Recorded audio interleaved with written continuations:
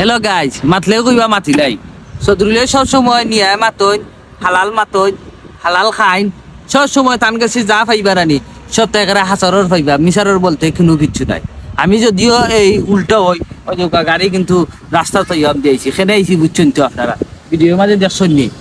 আচ্ছা, আসল কথা কই নাই, আসল কথা হই ধরে ভাইয়াই সহজ। আজকে মেঘ দিছে, এবার শীতের বাদে গরমের পয়লা মেঘের সিজন শুরু হয়েছে।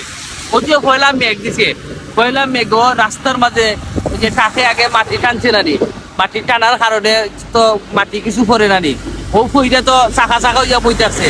আর পয়লা মেঘ দেওয়ার বাদে রাস্তা কত স্লিপ করে বুঝছো নি, চাকার মাঝে চাকা যে বেশি স্লিপ করে।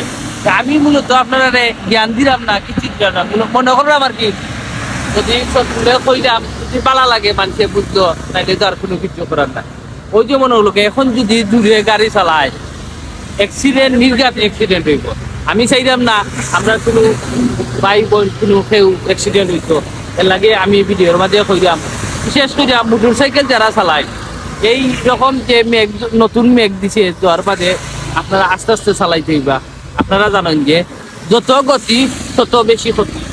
আমরা ক্ষতির কারণ হইতাম চাইনা, আমরা সবসময় গাড়ি চালাইমু আমরা নিজের যান বাঁচাইয়া।